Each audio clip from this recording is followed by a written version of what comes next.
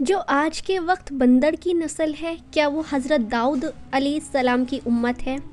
السلام علیکم پیارے محترم عزیز، دین کے دیوانے چینل پر آپ سبھی کا خوش آمدید۔ آپ سبھی جانتے ہیں کہ آج کے وقت میں بندر کی تعداد کتنی زیادہ بڑھ رہی ہے، تو یہ بندر کی نسل آخر چلی کیسے؟ کیا بندر داؤد علیہ السلام کی امت میں سے ہے؟ تو چلیے جانتے ہیں پورا واقعہ کیا ہے۔ آپ واقعے کو آخر تک ضرور دیکھیے گا، تبھی آپ کو پورا واقعہ سمجھ آئے گا۔ اگر آپ بیچ سے اسکپ کریں گے تو آپ کافی ساری انفارمیشن بھول سکتے ہو۔ بندر ایک حیوان کی طرح دکھنے والا جانور ہے، مگر بعض مصفرین کے مطابق بندر کی پیدائش عام جانوروں کی طرح نہیں ہوئی، بلکہ وہ ایک تبدیل مخلوق ہے۔ ان کے مطابق ہزاروں سال پہلے حضرت داؤد علیہ السلام کی قوم بنی اسرائیل نے جب اللہ کی نافرمانی کی تو انہیں بندر اور سور بنا دیا گیا۔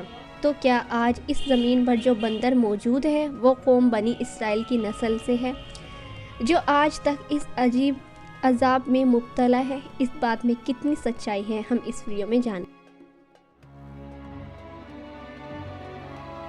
بہت سے ایسے بیان بتائے گئے ہیں کہ جن لوگوں کے غلط کام اور غلط اعمال کی وجہ سے سلسلے میں ایک مشہور اور عبرتناک واقعہ اصحاب سبت کے یہ واقعہ یہودیوں کی ایک بستی سے تعلق رکھتا تھا۔ یہ واقعہ حضرت داؤد علیہ السلام کے دور کا ہے۔ اس زمانے میں حضرت یعقوب کی اولاد بنی اسرائیل کہلاتی تھی، تو ان کی آبادی لاکھوں میں تھی، جو آج فلسطین اور یروشلم میں آباد ہے۔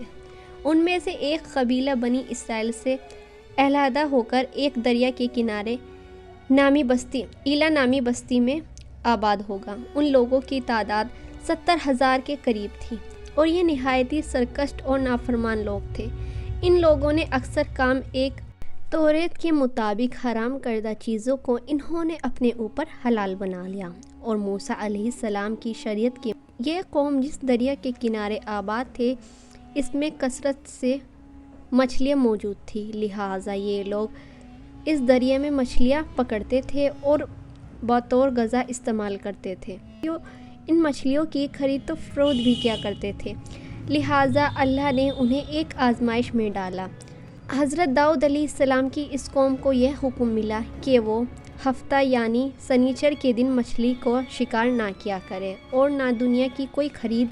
اس دن ان کے لیے مچھلیاں پکڑنا حرام کر دیا گیا، البتہ سنیچر کے علاوہ دوسرے دنوں میں مچھلیاں پکڑنے کی انہیں اجازت دی۔ لہٰذا حضرت داؤد علیہ السلام کے حکم سے اس قوم نے اتوار سے جمعہ تک مچھلیاں پکڑنا شروع کر دیا، مگر ہفتے کو مچھلیاں دریا میں زیادہ ہوتی تھی اور باقی کے 6 دن کم ہوتی تھی۔ ہفتے کے دن جب داؤد علیہ السلام کی قوم دریا کے پاس آتی تو شیطان نے ان کے اس لالچ کا فائدہ اٹھا کر ان کو اکسانا شروع کر دیا، اور انہوں نے سوچ لیا کہ سنیچر کو وہ دریا میں جال لگا دیا کریں گے اور اتوار کو پکڑ لیا کریں گے۔ اس طرح کچھ لوگوں نے جال لگا لیے اور کچھ لوگوں نے چھوٹے چھوٹے حوض گھر تک بنا لیے، اور انہوں نے سوچ لیا کہ سنیچر کو وہ دریا میں جال لگا دیا کریں گے اور اتوار کو پکڑ لیا کریں گے۔ اس طرح کچھ لوگوں نے جال لگا لیے اور کچھ لوگوں نے چھوٹے چھوٹے حوض بنا لیے۔ اسی بستی میں اللہ کے کچھ نیک بندے بھی موجود تھے۔ وہ کہنے لگے، اے لوگو، اللہ نے اتوار کے دن مچھلیاں پکڑنے سے انکار کیا ہے۔ یہ جو تم جال پھینکتے ہو اور چھوٹے چھوٹے تالاب بناتے ہو، ان میں اگر ہفتے کے دن مچھلی پھنستی ہے تو یہ شکار ہفتے کے دن کا ہوگا۔ اللہ کے عذاب سے ڈرو، اللہ کی نافرمانی نہ کرو۔ مگر وہ لوگ اتنے بدگمان تھے کہ وہ ان لوگوں کا مذاق اڑانے لگے اور کہنے لگے کہ تم ہمیں سکھاتے ہو، ہماری جو مرضی ہم وہ کریں گے۔ تو ان لوگوں نے سوچا، تو پھر ایسا کیا کیا جائے یہ اور ہم لوگ علیحدہ علیحدہ ہو جائے۔ تو ان لوگوں نے اس بستی کے بیچ میں ایک دیوار بنائی اور یہ حکم نافذ کیا کہ اللہ کی نافرمانی کرنے والے وہ دیوار کے اس طرف ہو جائے، اور جو ہم اللہ کے فرما بردار ہیں ہم دیوار کے اس طرف رہیں گے۔ تو وہ راضی راضی خوش ہو گئے، مگر وہ لوگ ان کو صحیح راستہ دکھانے کی کئی بار کوشش کرتے رہے اور کہتے رہے، اے لوگو، اللہ سے ڈرو قوم سمود اور قوم لوط کا حشر یاد کرو۔ اللہ کی نافرمانی نہ کرو، ابھی اللہ نے تمہیں آزاد کیا ہوا ہے۔ اگر تم اپنی اسی منمانی پر رہے تو تم پر بھی کوئی نہ کوئی عذاب ضرور آ جائے گا۔ وہ سارے نافرمان جن کی تعداد 12,000 کے آس پاس تھی، سب ہنستے رہے اور خوب مذاق بناتے رہے اور کہنے لگے یہ سب کتابی باتیں ہیں، ہم پر کوئی عذاب نہیں آنے والا۔ بس جیسے ہی وہ گروہ 2 حصوں میں تقسیم ہوئی، ایک وہ جو اللہ کے فرمانبردار بندے تھے اور دوسرے وہ جو اللہ کے نافرمان بندے تھے، اور جو وہ اللہ کے نافرمان بندے تھے وہ پوری رات ہنستے رہے، مذاق اڑاتے رہے اور اپنی منمانیاں کرتے رہے، اور جو اللہ کے نیک بندے تھے وہ دیوار کے اس طرف پوری رات اللہ کی عبادت کرتے رہے اور اللہ سے اپنی مغفرت کی دعا کرتے رہے۔ اگلے دن جیسے ہی صبح ہوئی، وہ نیک صالح انسان اٹھے اور محسوس کرنے لگے کہ دیوار کی اس طرف سے آخر کچھ آواز محسوس کیوں نہیں ہو رہی، یعنی کہ کوئی آواز کیوں نہیں آ رہی۔ جیسے ہی انہوں نے دیوار کے اس طرف چڑھ کر دیکھا تو سب کے سب لوگ بندر کی شکل میں تبدیل ہو گئے تھے۔